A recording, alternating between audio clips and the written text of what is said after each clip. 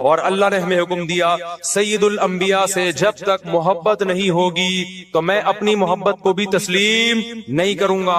اے اللہ تو ہمیں بتا ہم نبی صلی اللہ علیہ وسلم سے تیرے حبیب سے محبت کے لیے ہم کیا کریں؟ اللہ نے ہمیں بتایا درود شریف کی کثرت کیا کرو، تو ہم درود شریف کی کثرت کے قائل ہیں۔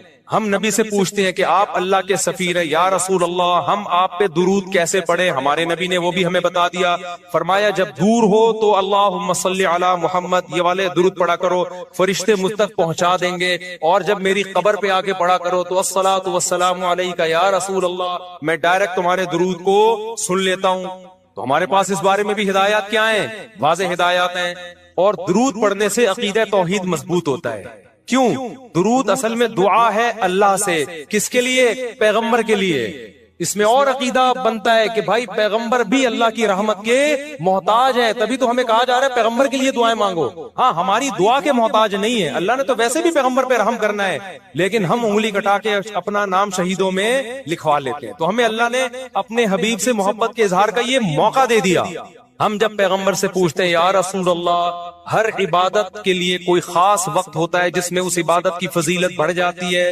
روزہ عام دنوں میں رکھو، 3 روزوں کا ثواب، 10 نیکیوں 10 روزوں کا ثواب، رمضان میں رکھو گے تو ثواب بڑھ جائے گا۔ تو یا رسول اللہ ہم آپ پہ جب درود پڑھیں تو کوئی ایسا دن ہے، کوئی ایسا ٹائم ہے جس میں درود پڑھنے سے ہمیں ثواب زیادہ ملے گا؟ آپ صلی اللہ علیہ وسلم نے فرمایا ہاں، جمعے کے دن درود پڑھنے کا ثواب، حدیث کا مفہوم ہے، عام دنوں سے زیادہ ہے۔ اس لیے ہمارے جتنے بھی اکابر ہیں وہ جمعے کے دن درود شریف کی کثرت کیا کرتے تھے۔ یا رسول اللہ آپ اللہ کے حبیب ہیں، اللہ نے قرآن میں حکم دیا ہے من یطیع الرسول فقد اطاع اللہ، جو پیغمبر کو فالو کرے گا، پیغمبر کی بات مانے گا، وہ ایسے ہی ہے جیسے اللہ کی۔ تو آپ ہمیں بتائیے درود شریف ہم نے بلند آواز سے پڑھنا ہے یا آہستہ آواز سے؟ ہمارے نبی نے ہمیں تلقین کی کیسے؟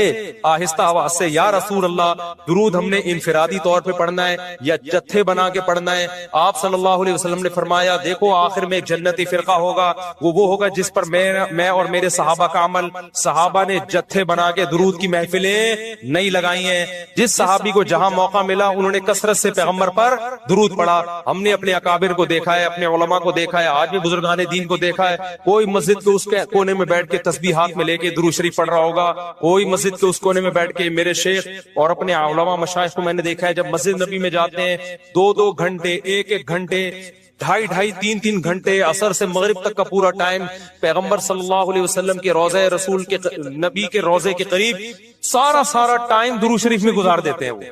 یہ وہ طریقہ ہے جو پیغمبر سے محبت کا اظہار کا اللہ نے آپ کو بتایا ہے۔ اے اللہ ہم اور کس طرح سے آپ سے محبت کا اظہار کر سکتے ہیں؟ اللہ نے فرمایا کہ جو پیغمبر سے محبت کرنا چاہتا ہے اسے پیغمبر کے اخلاق اور عادات اپنی زندگی میں لانے پڑیں گے۔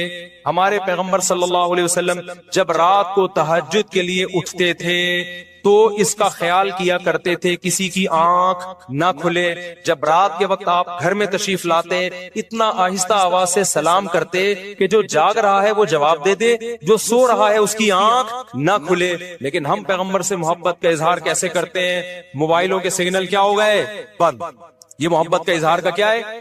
اتنے بڑے بڑے جلوس، ناچ گانے اور جو میوزک، موسیقی اور تھرکنا اور بھڑکنا اور روڈ بلاک کر دینا، سیکیورٹی کے مسائل کا کھڑا ہو جانا گورنمنٹ کے لیے، اور کس قدر لوگوں کو تکلیف اور اذیت پہنچنا، یہ پیغمبر صلی اللہ علیہ وسلم کی سیرت بولو نہیں ہے۔ یا رسول اللہ ہم آپ سے محبت کے اظہار کے لیے کون سا حلوہ پکا سکتے ہیں؟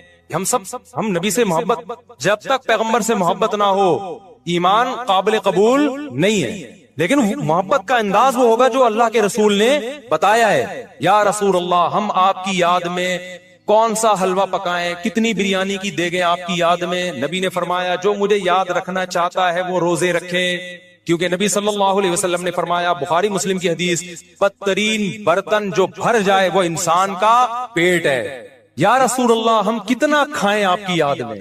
نبی نے فرمایا میری یاد میں مجھے خوش کرنا چاہتے ہو، اللہ کو خوش کرنا چاہتے ہو تو کھانا نہیں بلکہ کھانا چھوڑنا پڑے گا، ناغے کرنے پڑیں گے، روزے رکھنے پڑیں گے۔ آپ نے فرمایا بہترین روزہ داؤد علیہ السلام کا روزہ ہے، 1 دن روزہ 1 دن ناغا، 1 دن روزہ 1 دن ناغا۔ نہیں آئی بات میرا خیال ہے سمجھ میں؟ پیٹ بھرنے سے منع کیا، موٹاپے سے منع کیا۔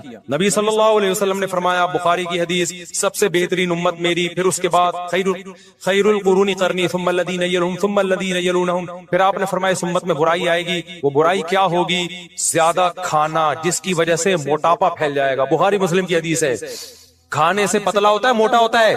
نبی فرما رہے میری امت میں جو سب سے پہلے برائی آئے گی جھوٹ اور موٹاپا۔ یہ بخاری کی حدیث ہے۔ ایک موٹاپا وہ ہوتا ہے جو نیچرلی ہوتا ہے، بہت سے اللہ والوں کو بھی ہم نے دیکھا ہے وہ بائی نیچر موٹے ہوتے ہیں، بھاری ہوتے ہیں، اس سے یہ کوئی گناہ نہیں ہے، وہ صحابہ کرام میں بھی تھے۔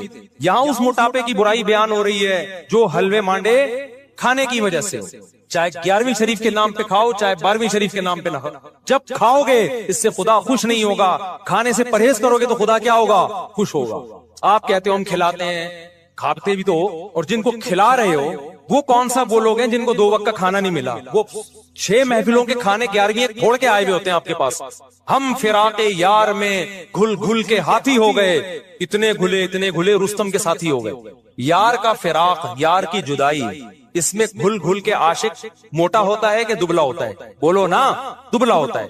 لیکن شاعر کہہ رہا ہے آج کا جو عاشق ہے وہ یار کی جدائی میں گھل گھل کے ہاتھی ہو رہا ہے، بجائے پتلے ہونے کے کیا ہو رہا ہے؟ موٹا ہو رہا ہے۔ اتنا گھلتا ہے کہ رستم پہلوان کا ساتھی بن جاتا ہے۔ اسلام میں بھوکا رہنا سنت ہے، پھوڑنا پھاڑنا کھانا پینا یہ سنت نہیں ہے۔ 40 دن نبی کے گھر میں چولہا نہیں جلا، اور اگر آپ کھاتے ہو کھاؤ، مذہب کا لیبل مت لگاؤ اس پہ۔ کھانے پر پابندی نہیں ہے، مذہب کا لیبل تو مت لگاؤ نا کہ بہت ثواب کا۔ میں بھی جاتا ہوں نہاری کھاتا ہوں الحمدللہ، پھوڑتا ہوں، لیکن یہ نہیں کہتا سنت پہ عمل کر رہا ہوں میں، یہ نہیں کہتا میں۔ بھائی دل چاہ رہا تھا کھا لیا ہم نے، مدذل لا لیا، جو سامنے آیا کھا لیا۔ سنت کا لیول نہیں، سنت جب ہے جب روزہ رکھوں گا، جس دن نہیں کھاؤں گا یار آج فاقہ کرو، پھر بتاؤں گا ویلاگ بناؤں گا، دیکھو آج میں فاقے سے ہوں، سنت ہے یہ۔ پھوڑنے پھاڑنے کے بھی ویلاگ ہم بناتے ہیں بس نہاری کے فضائل سنانے کے لیے، اتنی مزے کی سنت سمجھ کے نہیں پھوڑتے آپ۔ آج ہماری سوسائٹی کھانے کو مذہب سمجھنا شروع کر دیا ہے۔ مذہب نہیں ہے کھانا، فاقے مذہب ہے، بھوکا رہنا مذہب ہے۔ حالت جنابت میں اذکار اور تسبیح پڑھنا۔ حالت جنابت میں تسبیحات میں لے کر تیسرا کلمہ، درود شریف، استغفار یا دوسرے اذکار اور دعائیں پڑھ سکتے ہیں۔ ام ساجد انڈیا سے، جی بالکل پڑھ سکتے ہیں، کوئی حرج نہیں ہے اس میں۔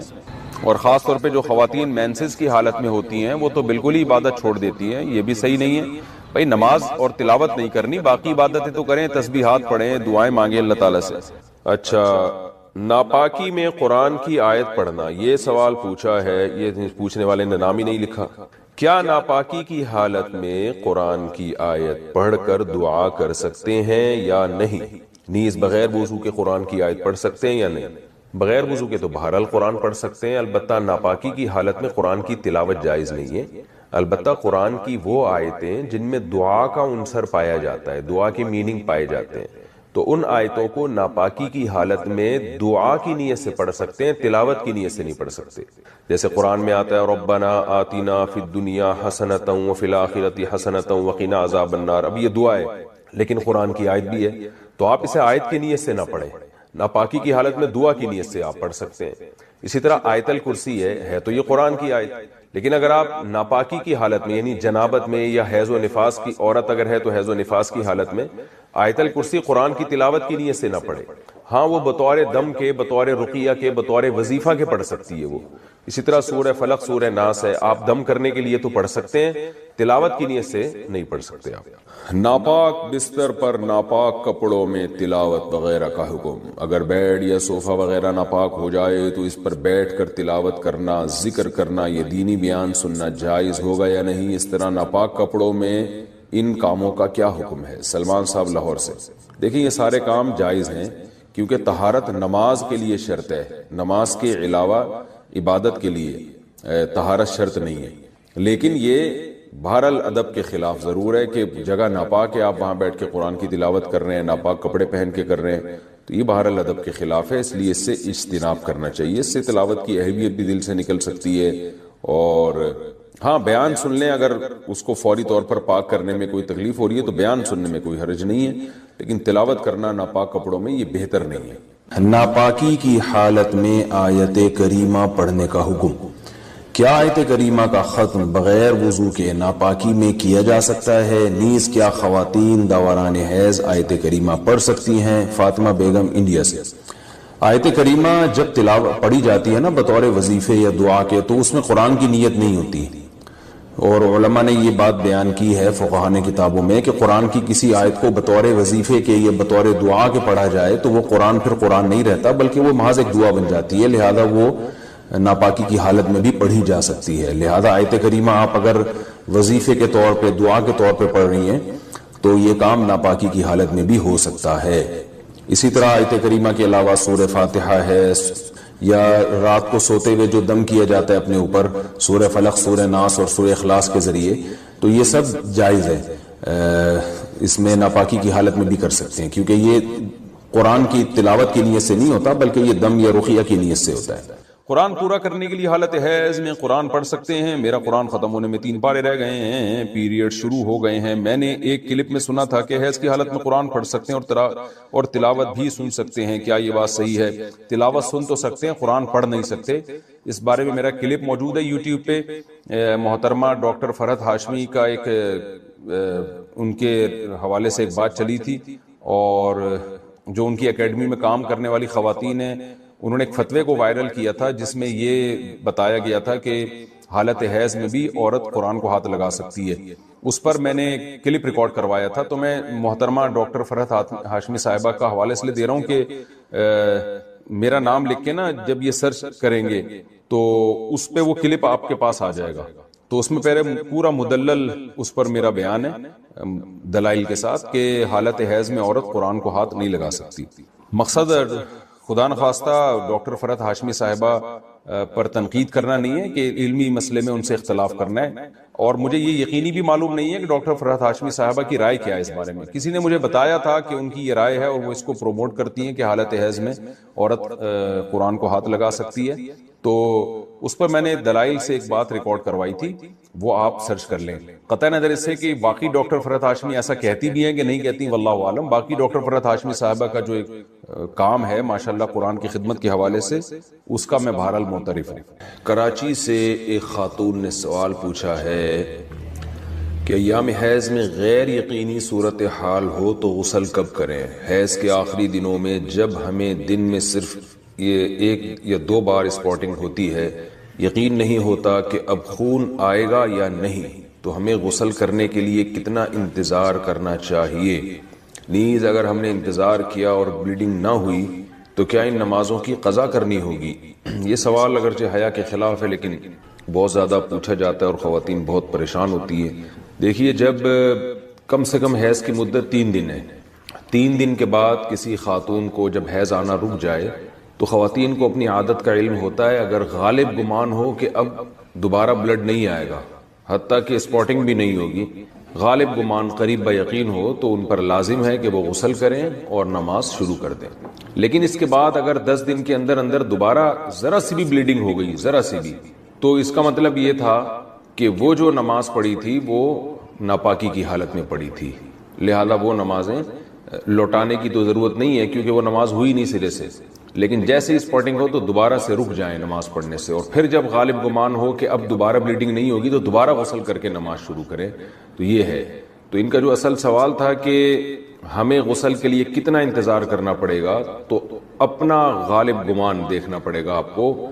جب غالب گمان ہو جائے کہ اب بلیڈنگ بالکل بھی نہیں ہوگی تو آپ پر لازم ہے کہ آپ غسل کریں اور نماز پڑھیں، اور اگر اس کے بعد یعنی غالب گمان نہیں ہے یہ بلکہ ایک تردد ہے کہ شاید ہو شاید نہ ہو، تو پھر غسل کرنا لازم نہیں ہے، کیونکہ الیقین لا یزول بالشک، یقینی چیز تھی حیض کا ہونا، اس کا ختم ہونے کا جب تک یقین نہیں ہوگا تو غسل نہیں کیا جائے گا۔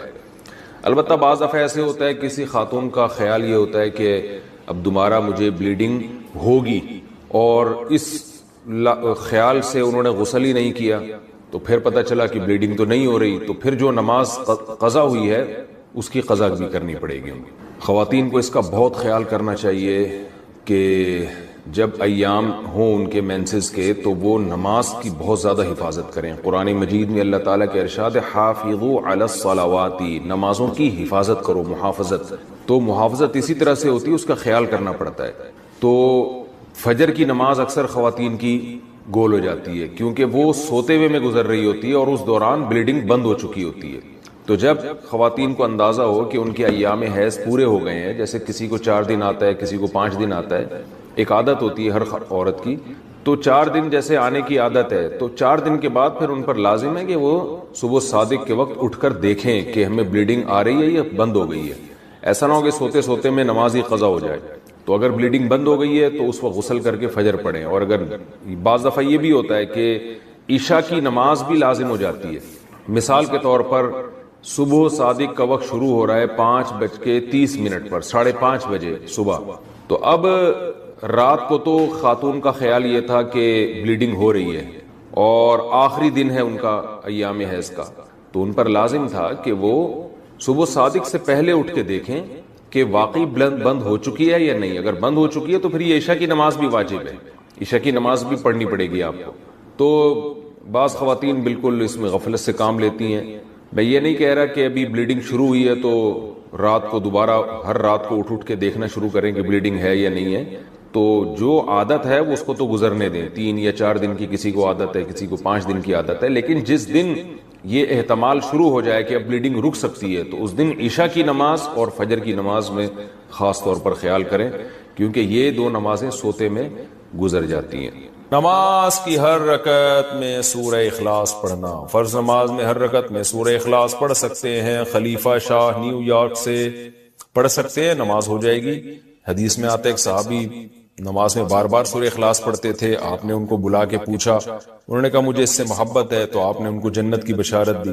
تو اگر کسی کو عقیدہ توحید سے محبت ہے, اللہ تعالیٰ کی توحید ہے اس میں, اس نیت سے پڑھتا ہے تو انشاءاللہ کوئی حرج نہیں ہے. لیکن نارملی یہ عمل ناپسندیدہ ہے. صحابہ نے شکایت بھی اسی وجہ سے کی تھی نا کہ نبی کا عام معمول یہ نہیں تھا. تو بہتر یہی ہے کہ ایک رکعت میں کوئی سورت پڑھیں, دوسری میں دوسری پڑھیں, تیسری میں تیسری, سنتیں پڑھ رہے ہیں تو تیسری میں کوئی اور سورت. بہتر یہی ہے. کبھی کبھار اگر ہو جائے تو کوئی حرج نہیں ہے. عصر سے پہلے نفل نماز کا حکم. عائشہ صاحبہ نیو یارک سے پوچھتی ہیں عصر سے پہلے نفل نماز پڑھ سکتے ہیں؟ پہلے جتنی چاہیں پڑھیں, بعد میں نہیں پڑھ سکتے. عصر کی نماز کے بعد نفل پڑھنا جائز نہیں ہے. ہاں قضاء عمری پڑھ سکتے ہیں, یہ کوئی اور قضا نماز ہو جائے تو وہ پڑھ سکتے ہیں, لیکن نوافل عصر کے بعد نہیں پڑھ سکتے. پہلے جتنے چاہیں پڑھیں. نماز میں آنکھ بند کرنا جائز ہے؟ کیا نماز میں آنکھ بند کر سکتے ہیں اور کتنی دیر تک؟ عابد خان سعودی عرب سے. نماز میں آنکھ بند کرنا مکروہ ہے, ناپسندیدہ ہے, کیونکہ نبی صلی اللہ علیہ وسلم ہمیشہ آنکھیں کھول کے نماز پڑھتے تھے. تو اس لیے بہتر یہی ہے کہ نماز میں آنکھ کھول کے نماز پڑھیں آپ. اندھیرے میں نماز پڑھنے کا حکم. اندھیرے میں نماز پڑھنا ممنوع ہے یا نہیں؟ عثمان غنی آئی لینڈ سے. کوئی ممنوع نہیں ہے, پڑھ سکتے ہیں. عبد الرشید صاحب راجستھان انڈیا سے پوچھتے ہیں کیا نماز میں بسم اللہ پڑھنا واجب ہے؟ کیا بسم اللہ الرحمن الرحیم نماز کی پہلی رکعت میں پڑھی جائے گی یا ہر رکعت میں پڑھنا وہ لازم ہے؟ بھائی لازم کسی رکعت میں بھی نہیں ہے, سنت ہے, بہتر ہے. جب پہلی رکعت میں آپ اللہ اکبر کہہ کے نیت باندھتے ہیں تو ثنا پڑھیں, ثنا کے بعد اعوذ باللہ من الشیطان الرجیم, پھر بسم اللہ الرحمن الرحیم, پھر سورہ فاتحہ پڑھیں. سورہ فاتحہ کے بعد اگر آپ درمیان سے کہیں سے تلاوت کر رہے ہیں سورت کے تو پھر بسم اللہ نہ پڑھیں. اگر سورت کے شروع سے تلاوت کر رہے ہیں تو پھر بسم اللہ الرحمن الرحیم دوبارہ پڑھیں. اور جیسے الم تر کیف فعل ربک پڑھ لی یا قل واللہ پڑھ لی, تو سورت شروع کرنے سے پہلے بسم اللہ پڑھیں آپ, سنت ہے. پھر جب دوسری رکعت کے لیے آپ کھڑے ہوں گے تو پھر سورہ فاتحہ سے پہلے بسم اللہ, اور پھر جب سورہ فاتحہ پڑھ کے نئی سورت شروع کریں گے تو بسم اللہ. اگر سورت شروع نہیں کرتے, قرآن کے درمیان سے پڑھتے ہیں تو پھر بسم اللہ نہ پڑھیں, کیونکہ بسم اللہ سورت شروع کرنے سے پہلے پڑھنا سنت ہے. تو چاہے سورہ فاتحہ ہو یا کوئی نئی سورت ہو, اس سے پہلے بسم اللہ عام حالات میں بھی پڑھنی چاہیے اور نماز میں بھی. ہاں سورہ توبہ جب آپ پڑھیں گے تو پھر اس سے پہلے بسم اللہ الرحمن الرحیم نہ پڑھیں آپ. لیکن یہ واجب نہیں ہے, میں نے بتایا سنت ہے, چھوٹ جائے تو کوئی گناہ نہیں ہے. کیا عشاء کے صرف 4 فرض پڑھ سکتے ہیں؟ اگر کوئی عشاء کی نماز لمبی ہونے کی وجہ سے چھوڑ دیتا ہے تو اگر وہ صرف 4 فرض پڑھ لے تو کیا اس کی عشاء کی نماز ہو جائے گی؟ اسی طرح اگر عصر کی بھی صرف 4 رکعت فرض پڑھ لے تو کیا اس کی نماز ہو جائے گی؟ کوئی گناہ تو نہیں ہوگا؟ حنا صاحبہ بہاولپور سے. جی حنا صاحبہ بالکل فرض نماز ہو جائے گی. 17 رکعتیں سوچ کے نماز ہی چھوڑ دینا عشاء کی, یہ تو بہت بڑا ظلم ہے. تو 4 فرض یہ بہت زیادہ ضروری ہیں. اگر کوئی سنتیں نہیں پڑھ رہا, صرف 4 فرض پڑھ لیتا ہے تو فرض تو ذمے سے ساقط ہو گئے نا. ورنہ فرض چھوڑنا تو کبیرہ بہت بڑا گناہ ہے اسلام میں. تو کسی بھی طرح ہو فرض بہرحال پڑھے. باقی عشاء کے بعد 2 سنتیں موقدہ ہیں تو وہ بھی پڑھ لے, کیا جا رہا ہے اس میں, وہ بھی موقدہ ہے. کبھی کبھار چھوڑ دے تو کوئی حرج نہیں ہے, لیکن چھوڑنے کا معمول بنا لینا اس میں گناہ کا خطرہ ہے. ایسا شخص قابل ملامت ہے, نبی کی شفاعت سے محروم ہونے کا خطرہ ہے. تو اس لیے 2 سنتوں کو کبھی معمول بنانا چاہیے. کبھی کبھار چھوٹ جائے تو کوئی حرج نہیں ہے, لیکن بہرحال 2 سنتوں میں اور 4 فرض میں زمین آسمان کا فرق ہے. 2 سنتوں کے چکر میں 4 فرض کبھی بھی نہ چھوڑیں. نہیں پڑھے جا رہے تو 4 فرض ہی پڑھ لیں. تو لیکن عام 2 سنتوں کا بھی معمول بنا لیں تو 6 رکعتیں ہیں عشاء کی, جس کو ہم کسی حد تک ضروری کہہ سکتے ہیں. 4 فرض تو وہ تو فرض ہیں بہرحال, اور 2 سنتیں موقدہ ہیں. وہ چھوڑنا حرام اور کبیرہ گناہ تو نہیں ہے, لیکن قابل ملامت ہے ایسا شخص جو سنتیں نہ پڑھے. اور وتر 3 رکعت وتر رہ گئے, وہ پوری رات میں کبھی بھی پڑھ لیں, وہ بھی واجب ہیں. وہ چھوڑیں گے تو گناہگار ہوں گے. باقی عصر سے پہلے 4 رکعتیں پڑھنا وہ سنت ہے, وہ لازمی نہیں ہے. پہلے سوال ہے جی محمد صاحب انڈیا, محمد صاحب کی طرف سے جو انڈیا سے ہیں, کیا نماز میں نیت کے لیے یہ کہنا ضروری ہے کہ میں 4 رکعت فرض نماز پڑھ رہا ہوں, منہ میرا کعبہ شریف کی طرف, امام صاحب کے پیچھے, یا دل میں ہی پتا ہو کہ آپ 4 رکعت فرض پڑھ رہے ہیں تو یہ بھی کافی ہوگا؟ دیکھیں, یہ کہ منہ میرا کعبہ شریف کی طرف اور اس امام کے پیچھے, تو منہ تو کعبہ شریف کی طرف ہوتا ہے تو نماز ہوتی ہے, اس لیے اس کی نیت ضروری نہیں ہے. باقی یہ کہ امام کے پیچھے میں دل میں اتنا ارادہ کافی ہے کہ میں جماعت سے نماز پڑھ رہا ہوں, اب اکیلا نہیں پڑھ رہا. بعض دفعہ انسان صف میں کھڑا ہوتا ہے اپنی نیت باندھ لیتا ہے, تو دل میں بس اتنا ارادہ ہوتا ہی ہے. جب آپ صف میں کھڑے ہیں تو اور کیا کرنے کے لیے کھڑے ہیں, اپنی نماز تھوڑی پڑھنے کے لیے کھڑے ہیں. تیسرا مسئلہ یہ کہ 4 رکعت فرض پڑھ رہا ہوں, 2 رکعت فرض پڑھ رہا ہوں, یہ نیت لغو ہے.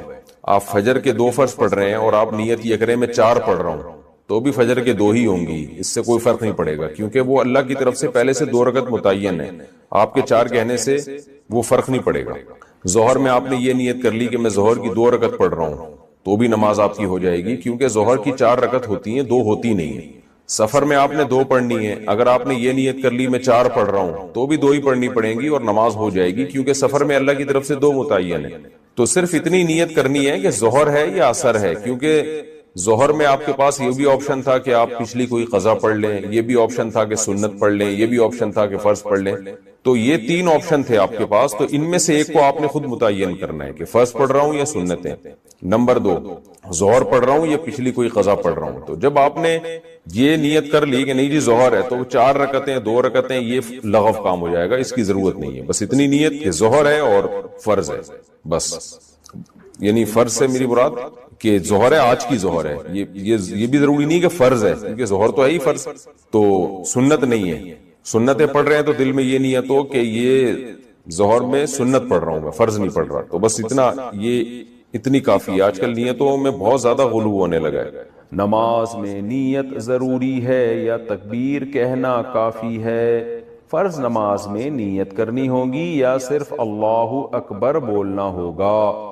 اگر نیت کرنی ہوگی تو وہ اردو میں کریں یا عربی میں کریں. سلمہ صاحبہ دبئی سے, دیکھیں نیت نماز میں ضروری ہے, لیکن نیت دل کے ارادے کا نام ہے, اور دل میں ارادہ انسان اپنی زبان میں ہی کرتا ہے جو اس کی مدر لینگویج ہے. بس دل میں نیت کرتا ہے میں نماز پڑھ رہا ہوں, تو بس اتنا کافی ہے. پھر جو نماز ہے اس کی نیت کر لیں, ظہر کی ہے تو ظہر کی نیت کر لیں, عصر کی ہے تو عصر کی, فرض کی ہے تو فرض کی کر لیں.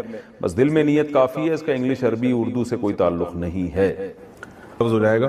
یعنی ہو سکتا ہے مستقبل میں معال کے اعتبار سے, یعنی فیوچر کے اعتبار سے ہو سکتا ہے وہ ہم سے اچھا. تو یہ مطلب ہے اس کا. انہوں نے اگلا جملہ کہا کہ اپنے آپ کو ہمیں جانوروں سے بھی بدتر سمجھنا چاہیے. بھی مجھے دیکھ رہا ہے ہم لوگ جانوروں سے بدتر ہے. میں نے کہا بھائی اگر اللہ نہ کرے بدعمالی پر موت ہو گئی, کفر پہ موت ہو گئی, تو ہم تو جانوروں سے بدتر ہی ہیں. اولئک کالانعام بل ہم اضل. قرآن کہتا ہے یہ جو برے لوگ ہیں یہ تو جانوروں سے بھی بدتر ہیں. تو کہہ رہے ہم تو برے نہیں. میں نے کہا ہو سکتا ہے بھائی کوئی ایسی برائی ہو, میں تعویل کر رہا ہوں نا, میں تعویل کر رہا ہوں تاکہ یہ بیان سنیں. اگلا جملہ انہوں نے کہا کہ بلکہ ہمیں اپنے آپ کو گدھے گھوڑوں سے بھی بدتر سمجھنا چاہیے. تو میں نے کہا وہ جانور میں گدھے گھوڑوں کی مثال, میں بھی تو گدھے گھوڑوں کی مثالیں دیتا ہوں نا. گرل فرینڈ بوائے فرینڈ کا جو ریلیشن ہے ایسے جیسے گدھے گھوڑوں کا, تو یہ ایگزامپل ہے. انہوں نے کہا ہمیں اپنے آپ کو خنزیر سے بھی بدتر سمجھنا چاہیے. اب وہ کہہ رہے یہ کیا ہو رہا ہے؟ میں کہہ رہا ہوں دیکھو یار, اگر اعمال پہ موت نہ ہوئی تو خنزیر سے بھی بدتر تو ہوئے نا, بات تو ہے. آخر میں انہوں نے کہا ہمیں اپنے آپ کو گوں کے کنستر سے بھی برا سمجھنا چاہیے. یہ ہو گیا. میں نے کہا بھائی میرے اندر اب تعویل کا راستہ بند. وہ کہہ رہے ہم کیوں, ہم انسان ہیں یار, وہ گوں ہیں. میں نے کہا یہ زیادہ ہو گئی.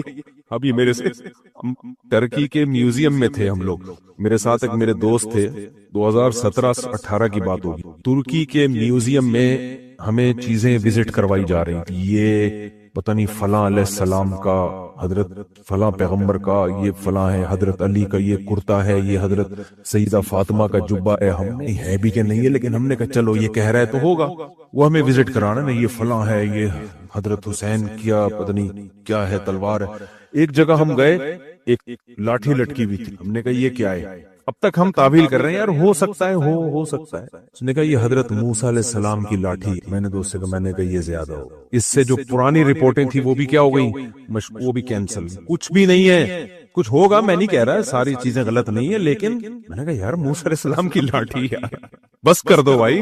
تو پھر لطیفہ یاد آتا ہے مجھے، وہ ایک آدمی کہنے لگا کہ دو پھینکو بیٹھے ہوئے تھے نا، ایک نے کہا ہمارے دادا کا اتنا بڑا استبل تھا، اس میں گھوڑا اگر 500 سال بھی دوڑتا نا وہ استبل ختم نہیں ہوتا۔ اس نے کہا بھائی میرے دادا کے پاس اتنی بڑی لاٹھی تھی، یہیں سے بیٹھ کے چاند سورج کی سیٹنگ کرتے رہتے تھے بیٹھ کے نا، لاٹھی سے یہ والا ستارہ ادھر لے جاؤ، یہ والا ستارہ ادھر لے۔ سامنے والے بولا بھائی اتنی بڑی لاٹھی تیرے دادا رکھتے کہاں تھے؟ جھوٹ بول رہے، کہہ رہے تیرے دادا کے استبل میں رکھتے تھے۔ وہ کہاں رکھتے تھے؟ تیرے دادا کے استبل میں۔ یہ جو بتا تھا یہ منہ مبارک کے نام پہ اتنا جھوٹ بولا جاتا ہے، ہر سال کہیں نہ کہیں ربیع الاول میں منہ مبارک کی زیارت ہو رہی ہے۔ خدا کے بندو، جیسے نبی کی پر جھوٹی بات منسوب کرنے کے بارے میں نبی نے فرمایا من کذب علی متعمدا فلیتبوأ مقعدہ من النار، جو مجھ پہ جھوٹ باندھے وہ اپنا ٹھکانہ جہنم میں بنا لے۔ تو ایسے ہی نبی کی طرف کسی جھوٹی چیز کی نسبت کرنے والا بھی اپنا ٹھکانہ جہنم میں بنا لے۔ یہ منہ مبارک پاکستان میں کس کے پاس کہاں سے آ گیا بھائی؟ تیرے پاس دبئی میں زیارت ہو رہی ہے، ہر چھٹے آدمی کے پاس منہ مبارک کے نام پہ لوگوں کو بیوقوف بنا رہا ہوتا ہے وہ۔ تو یہ ایسا نہیں ہے، کوئی بھی ایسا کہے نا منہ مبارک ہے، نہیں بھائی کوئی سند نہیں ہے ہمارے پاس اس کی کہ یہ نبی صلی اللہ علیہ وسلم کا کہ بال مبارک ہیں، جھوٹی خبریں ہیں اس بارے میں۔ تو میں کیا بات کر رہا تھا، پھر دائیں میں نکل گیا۔ ہاں تو وقار الگ، وہ جو تواضع ہے نا، ہم گوں کے کنستر سے بھی۔ اب مسئلہ یہ ہے کہ مجھے بھی اب ہنسی آنے لگی کہ یار یہ زیادہ ہو گئی۔ اب میں نے کہا یار اتنی پروقار محفل ہے اور مجھے ہنسی آئے گی اور پھر لوگ بولیں گے مفتی طارق مسعود صاحب ہو کے ہنس رہے ہیں بیان میں۔ میں نے بڑی مشکل سے سب خیر جب میں باہر نکلا تو پھر میں کھلکھلا کے ہنسا ہوں۔ میں نے کہا یار یہ تواضع کی سپرلیٹو ڈگری ہے، ہوں کا کنستر بھی۔ میں نے کہا یار زیادہ ہو گئی ہے بھائی۔ تو تواضع الگ، تواضع کس کی کیفیت کا نام ہے؟ دل کی کیفیت کا۔ تو وقار کا مطلب یہ، یعنی تواضع کا مطلب یہ نہیں اپنے آنکھوں کا میں خاکسار۔ میں نے لطیفہ سنایا تھا نا، ایک آدمی نے پوچھا آپ کا نام کیا ہے؟ اس نے کہا کلب حسین، حسین کا کتا۔ اس نے کہا آپ کا نام کیا ہے؟ اس نے کہا خنزیر اللہ، یعنی وہ حسین کے کتے سے بھی زیادہ اپنے آپ کو نیچے گرا دیا اس نے، کہ جب نام میں اتنی تواضع چل رہی ہے تو ہم تم سے بھی 4 ہاتھ آگے۔ تو تکبر بری چیز ہے، لیکن وقار کیا ہے؟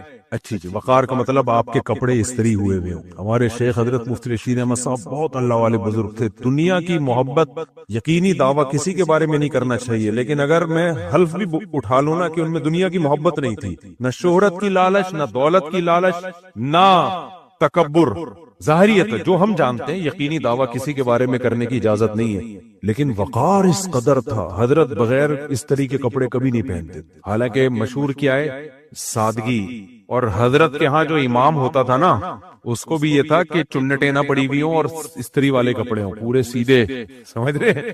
امام میں حضرت نے ترجیح دیتے تھے کہ دبلا امام اور بھاری جسم والا امام، اگر کمپٹیشن ہو تو دبلے کو رکھتے تھے۔ فرماتے تھے جو بھاری جسم والا امام ہے جب وہ رکوع سے اٹھتا ہے اس کی کرتا پیچھے اٹکنے کا خطرہ ہوتا ہے، مجھے بہت الجھن ہوتی ہے منظر دیکھ کے۔ یہاں بھی نہیں اٹکنے دیتے تھے کمر میں۔ تو بالکل حضرت کا یہ تھا کہ صفائی ستھرائی اور کپڑے کیسے ہوں؟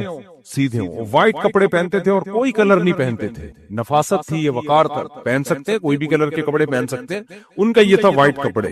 بعض ہم نے لوگوں میں کلچر دیکھا ہے کندھے پہ رومال رکھتے ہیں، پھر وہ رومال منہ میں ڈال کے جا رہے ہوتے ہیں۔ حضرت نے کسی مولانا کو دیکھ لیا کہ کندھے پہ رومال، اور وہ رومال جو ہے نا منہ میں رکھ کے کہیں باہر سفر، حضرت نے غصہ کیا یہ کیا منہ میں اب رومال منہ میں رکھا ہوا ہے آپ نے؟ اول تو رومال کندھے پہ ڈالا کیوں ہے؟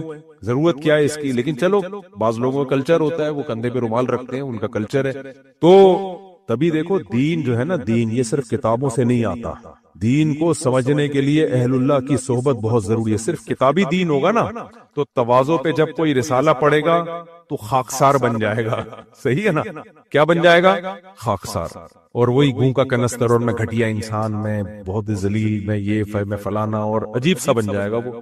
اور جب وہ بیان سنے گا تکبر کے خلاف یا تکبر کے خلاف کتابیں پڑھے گا تو وقار بھی جائے گا اس سے. وہ فرق نہیں کر پائے گا کہ باوقار شخص اور متکبر شخص میں فرق ہوتا ہے.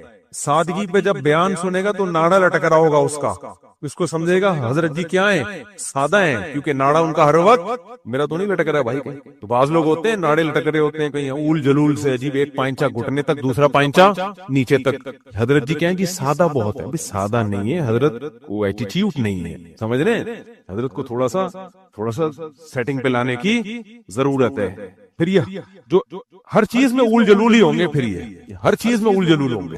یہ جو ناڑا لٹک رہا ہوتا ہے نا، اس پہ ایک لطیفہ ہے، کبھی اکیلے میں آؤ گے تو سناؤں گا، پبلک میں سنانے کا نہیں ہے. کچھ لطیفے ہم نے سنبھال کے رکھے ہوئے ہوتے ہیں، وہ کاپی رائٹ ہے، وہ خاص لوگوں کو پارسل کرتا ہوں، ہر ایک کو سناتا بھی. جس کا ظرف چھوٹا ہے اس کو تو سناتا بھی نہیں وہ لطیفے. بہت بڑے اعلیٰ ظرف کے لوگ ہوتے ہیں، ان کے لیے میں نے وہ لطیفے رکھے ہوئے ہوتے ہیں، وہ صرف انہی کو کاپی رائٹ ہے. سوچتا ہوں پیسے لے کے سنایا کروں میں، اتنے قیمتی لطیفے ایسے ہی ضائع نہ کروں میں. خیر، تو وقار ایک الگ چیز ہے اور تکبر بالکل الگ چیز. وقار شریعت میں مطلوب ہے، تکبر انتہائی بری چیز ہے.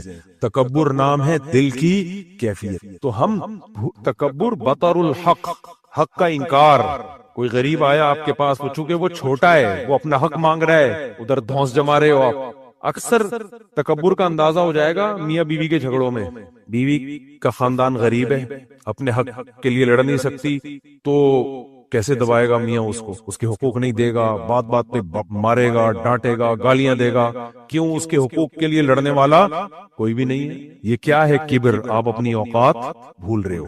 میں اس کی ایک مثال دیتا ہوں. نبی صلی اللہ علیہ وسلم نے، ابو مسعود انصاری تھے یا عبداللہ بن مسعود، غالباً عبداللہ بن مسعود، ان کو دیکھا کہ اپنے غلام کو مار رہے ہیں. اب غلام کمزور ہوتا ہے، وہ تو ہاتھ بھی نہیں اٹھا سکتا، کوئی اس کا ساتھ بھی نہیں دے گا. اس کی دھنائی لگائی انہوں نے.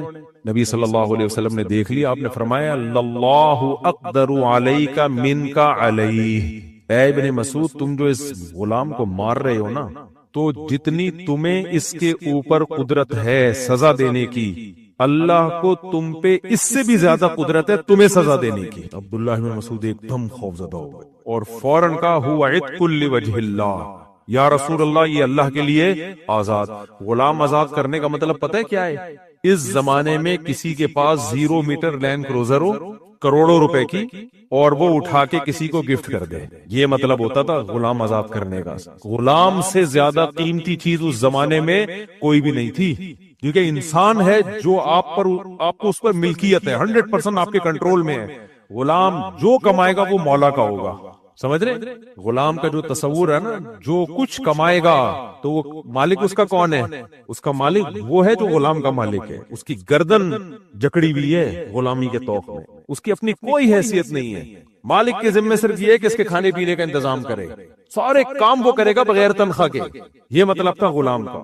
تو جب آپ غلام، خادم الگ چیز ہے، ملازم الگ چیز ہے. ملازم غلام نہیں ہوتا، سمجھ رہے ہیں؟ ملازم سے تو ایک ایگریمنٹ ہوتا ہے نا کہ آپ نے جاب کر رہے ہیں، اتنی تنخواہ ہے، وہ جب چاہے جاب چھوڑ کے چلا جائے. غلام کا مطلب وہ نہیں چھوڑ کے جا سکتا کچھ آپ کو جب تک آپ اس کو آزاد نہ کریں.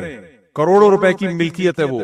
اور عبداللہ بن مسعود تو تھے بھی مسکین اور غریب صحابی، تو اتنا خوفزدہ ہو گئے، فرمایا یا رسول اللہ ہوا عتق لوجہ اللہ، یہ اللہ کی رضا کے لیے کیا ہے؟ آزاد. کیونکہ میں ڈر گیا ہوں. تو اس سے پتہ چلتا ہے بعض دفعہ طاقتور کمزور کے ساتھ ظلم زیادتی کر رہا ہوتا ہے. کیوں؟ اس لیے کہ طاقتور اپنی اوقات بھول جاتا ہے. وہ بھول جاتا ہے کہ بھائی ہم سے بھی کوئی ہے جو ہمیں بھی سزا دے سکتا ہے، ہمیں ٹرک کے نیچے لا کے مار سکتا ہے، ہمیں کسی وائرس کے ذریعے ہلاک کر سکتا ہے، ہمیں کسی ایسے غم میں ڈال سکتا ہے کہ جس غم سے ہم زندگی بھر نکل ہی نہ پائیں، لیکن وہ جب اپنی اوقات بھولتا ہے، وہ سمجھتا ہے میرے پاس گاڑی ہے، میرے پاس بنگلہ ہے، میرے پاس دولت ہے، تو میں ہی پاورفل ہوں، اور یہ جو کمزور لوگ ہیں میں جو مرضی کرتا رہوں ان کے ساتھ، مجھے کوئی پوچھنے والا نہیں ہے. تو اٹ مینس کہ وہ اپنی اوقات اپنے عمل سے بتا رہے کہ وہ اپنی اوقات بھول گیا.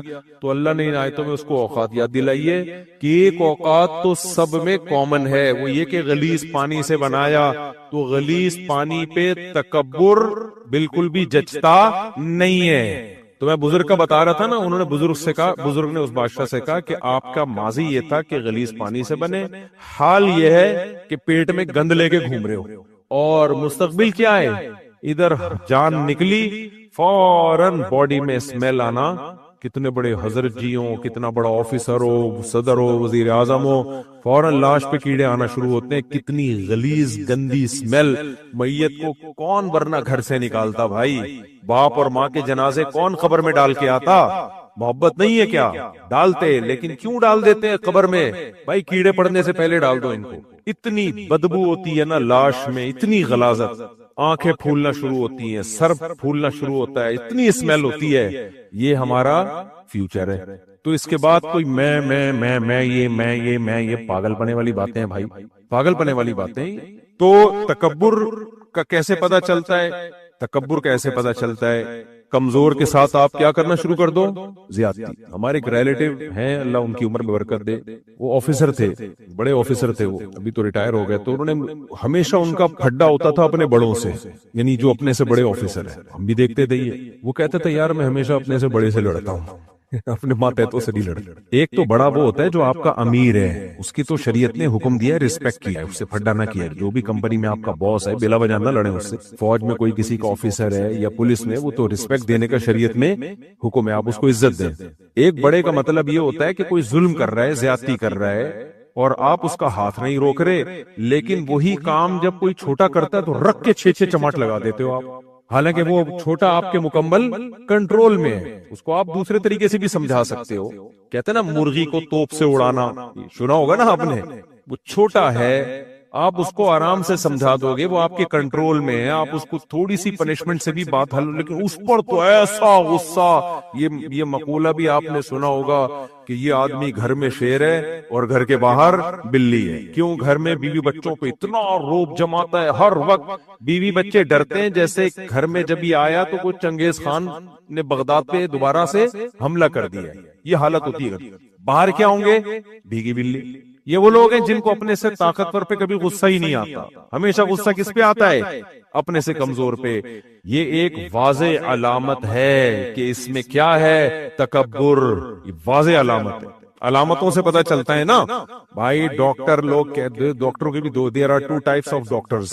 کچھ ڈاکٹر ہوتے ہیں رپورٹیں دیکھ کے آپ کو یہ ہے، آپ کو یہ ہے، آپ کو یہ ہے، آپ کو یہ ہے. میں تو ہر طرح کے لوگوں سے واسطہ پڑتا ہے نا، ڈاکٹر کو بھی میں سمجھ گیا ہوں. کچھ ڈاکٹر ہوتے ہیں بولتے ہیں بھائی رپورٹوں کو رکھ سائٹ پہ، تو بتا ہو کیا رہا ہے تجھے. مثال کے طور پر کچھ ڈاکٹر ایسے ہیں، آپ کا کولیسٹرول LDL آیا 200 یا 160 یا 170 یا 200 آ گیا وغیرہ وغیرہ، وہ ایک دم رپورٹ پڑھ کے 3 فٹ اچھلے گا، وہ دھڑام سے اوپر جا کے دھڑام سے نیچے آئے گا. اتنا زیادہ کولیسٹرول، ایسے بس گئے. وہ کس کو دیکھ رہا ہے؟ رپورٹ بتا رہی ہے کہ آپ کا کولیسٹرول کیا ہے، بہت زیادہ. ایک ڈاکٹر یہ کہ بھئی ہے زیادہ تو آپ بیمار ہیں. ایک ڈاکٹر، دوسرے ٹائپ کے ڈاکٹر یہ ہوتے ہیں، وہ کہتے ہیں آپ کا 150 ہے یا 200 ہے، ہو گیا رہا ہے آپ کو. چلتے ہوئے سانس پھول رہے ہیں؟ نہیں جناب میں تو بھاگ رہا ہوں، دوڑ رہا ہوں، اچھل رہا ہوں، کود رہا ہوں. اچھا کوئی دل میں کوئی پین، کوئی کبھی کوئی مسئلہ ہوا؟ نہیں جی. پہاڑی پہ چڑھ جاتے ہو آرام سے؟ ہاں جی چڑھ جاتے ہیں. دوڑتے ہو کچھ پین تو نہیں ہوتا؟ نہیں ہوتا. اور وغیرہ وغیرہ. یعنی جتنی علامتیں تھی، بلڈ پریشر تو نہیں ہے جی، نارمل ہے. کب سے نارمل ہے؟ کئی سالوں سے نارمل ہے، اب بھی نارمل ہے. سب چیزیں فٹ فاٹ ہیں. بولتے ہیں یہ رپورٹوں سے، یہ ڈاکٹروں کی رائے. میں نہیں کہہ رہا ان میں صحیح رائے کون سی ہے، غلط رائے کون سی ہے، یہ ڈاکٹروں سے جا کے پوچھ، ٹھیک ہے نا.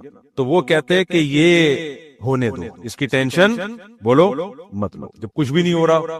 اسی طرح کچھ ڈاکٹر ہوتے ہیں بولتے ہیں بھائی آپ میں وائٹامن ٹیسٹ کروا لیں، پتہ نہیں B12 کا یا B6 کا ٹیسٹ کروا لیں. آپ ٹیسٹ کروایا، اس میں کمی آئی، فوراً آپ یہ کھائیں وہ کھائیں. دوسرا ڈاکٹر ہوگا وہ کہے گا آپ کو کانپتے تو نہیں ہیں آپ, راشا تو نہیں ہوتا, گھبراہٹ تو نہیں ہوتی, بے چینی نہیں جی میں فٹ فاٹ ہوں, 2 شادیاں کرنے کے بعد بھی گھبراہٹ نہیں ہوئی تھی. میں 4 اس لیے نہیں بول رہا کہ لوگ سمجھیں کہ شاید میں اپنی مثال دے رہا ہوں. تو ڈاکٹر کہے گا پھر کسی قسم کے ٹیسٹ کی ضرورت بولو نہیں ہے. جب علامتیں ظاہر نہیں ہو رہی ہیں تو پھر رپورٹوں پہ کچھ نہیں رکھا. یہ دونوں رائے ہیں ڈاکٹروں کی. اب اس میں صحیح کیا ہے غلط کیا ہے یہ میرا ٹاپک نہیں ہے. یہ میں بس یہ آپ کو بتا رہا ہوں کہ 2 طرح کے ڈاکٹر ہوتے ہیں. ڈاکٹروں میں بھی حنفی شافی ہوتے ہیں, صرف یہ مولویوں میں نہیں ہے. سمجھ رہے ہو نا؟ ڈاکٹروں میں دیوبندی بھی ہوتے ہیں, بریلوی بھی ہوتے ہیں, اہل حدیث بھی ہوتے ہیں. تینوں قسم کے طبقے ڈاکٹروں میں پائے جاتے ہیں. جو اہل حدیث ڈاکٹر ہیں وہ بہت سخت ہوتے ہیں. وہ کہتے ہیں کہ میٹھا بالکل چھوڑ دو, روٹی چاول بالکل چھوڑ دو, یعنی کہ دنیا چھوڑ دو, بس ان کی بس نہیں چل رہا ہوتا. آپ میٹھا کتنا کھا سکتے ہو, سونگ سکتے ہو تھوڑا سا بس. کیٹو ڈائٹ کے نام پہ ڈاکٹروں کی ویڈیوز پڑی ہوئی ہیں, کیٹو ڈائٹ. آپ یہ بھی نہ, ان کا یہ نہیں ہوتا کیا کھانا ہے, یہ بھی نہ کھانا, یہ بھی نہ کھانا, یہ بھی نہ کھانا. آدمی کہتا ہے بتا دے بھائی تو کھانا کیا, خالی یہ بتا دو.